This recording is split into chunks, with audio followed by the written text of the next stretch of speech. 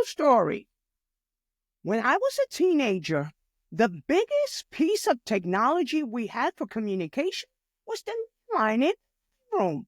And if you called too late, you wake up the whole house. Still, there I was, voted president of my youth, leading peers my own age. I remember thinking, am I really the one to organize fundraisers, plan a trip? Me? Well, on my first project, a food drive, half of the team forgot the date and the other half didn't have rides. We had no texting to send last-minute reminders, just frantic phone calls and hoping someone would pick up. It was chaos. But through that chaos, I learned 5 priceless lessons. The 5 laws of leadership that shaped me into a leader who helps others become leaders too. Let me share them with you. No matter how excited I was, my leadership put a lid on my youth group. In the beginning, I had all these ideas: car wash, fundraiser, community, cleanup, big events. But good instincts can only go so far if you don't have the ability to see them through. During my first food drive, I realized I barely planned. People didn't have assigned tasks. No one knew the collection point. And I was depending on it, that it would all work out. Spoiler, it didn't. That's when I understood my group could only raise as high as my capacity. If I wanted them to grow, I had to grow first. Luke chapter 2, 52, and Jesus grew in wisdom and stature. If the Son of God needed a growth journey, how much more we need to keep raising our leadership lid? A fancy title like president doesn't guarantee anyone will follow you. If your barking orders, it's easy for people to tune you out. Or in my day, pretend they didn't hear the phone ring. Real leadership is about influence. I remember one Wednesday night, we were planning a fundraiser. Instead of dictating every detail, I decided to ask for ideas. I said, guys, we need to raise money for our trip. What should we do? Suddenly, everyone was excited, tossing out ideas: talent show, baking sales, spaghetti dinners. They had a stake in the plan. That's what I saw. And that's when I saw the power of influence. You don't force people to follow you. You help them see the bigger picture. You help them see the vision, so they want to join in. Proverbs 11:14, where there is no guidance, a people will fall. Leadership is about guiding, shedding light on where you're going so people want to walk alongside you. If I'd read a couple of leadership books, I might have assumed I was set for life. But in reality, it isn't a single event. It's a process. Sometimes I plan a youth event and it went great, only to have the next one fail flat. An utter failure. I started jotting down what worked and what didn't work over time. And then the pattern emerged. People showed up. If they felt included in the planning, enthusiasm rose when we discussed the impact of the service project rather than just chores. Little by little, these lessons started stacking up. Romans 5:3-4. We rejoice in our suffering, knowing that suffering produces endurance. Every disappointment can be a stepping stone if you let it shape us into better, wiser leaders. In my teen, we didn't have digital calendars, We just had a pen and paper. And this is where we kept our schedule.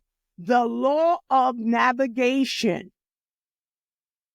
Leaders must chart a course, just hope that things will come together. If you don't plan a route, you'll be lost before you start. One year, I got the idea for a spring cleaning event at the church. I posted posters, flyers all over on the youth board, wrote spring cleaning in big bold letters, Saturday at 9, and assumed that was enough. But I forgot to consider, who's bringing supplies? How do we organize tasks? Or does everyone have rights to be there early? By 9:30, only 3 of us had shown up. That day, I realized it's my job to get everyone on the same page. Date, time, materials, backup plans, so we can all arrive at the destination together. Proverbs 16:9. Proverbs 16:9. The heart of a man plans his way, but the Lord establishes his steps. We do our best to navigate. Then trust God when life detours pop up. There's an old saying from a famous ad. When E.F. Hutton talks, people listen. Basically, it means some voices carry weight because they've earned respect, trust over time. That's the law here. When a real leader speaks, everyone leans in, not because they're forced to, but because they value what's being said. In my early days, I stand in front of a group and say, quiet down, with that I'm president vibe. But all it took was one person coughing, cracking a joke, and I lost them. Over time, though, I learned to listen first, asking what they needed, how they felt, and my words began to matter. By my final year, when I started a meeting, as soon as I spoke, people stopped whispering and gave their attention.